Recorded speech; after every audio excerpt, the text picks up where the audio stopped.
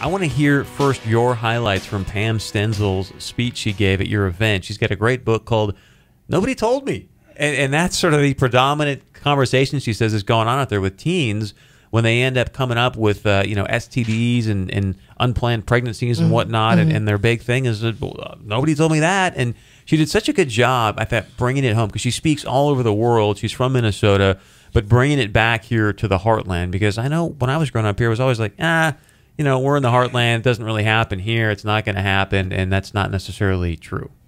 Right. What were your highlights from Pam's talk? Well, I think she really brought it home how in our culture and in our schools, we have lowered the benchmark for our students. We have lowered that. It used to be an expected standard that young people will save sexual expression until marriage. Now, much of the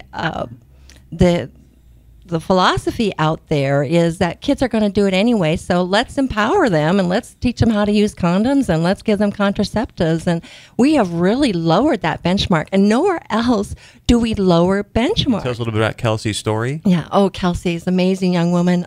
She's now 18. She came to us when she was 17, facing an unplanned pregnancy, and really by herself, in a sense. The father of her child was not supporting her.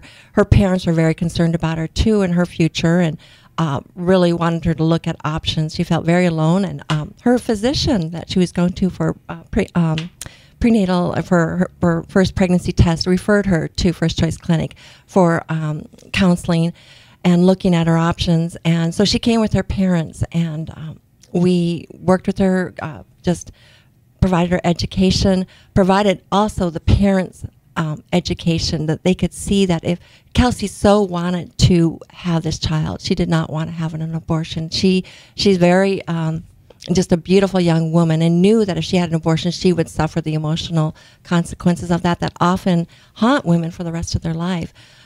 So working with her and her parents brought them along, and initially her parents said, well, we'll support you through this pregnancy, but once you have that child, then you're going to have to move out. But interestingly, throughout the 9 months, and their grandson is born, and now they are just a united family. It's beautiful to see how God worked in their life.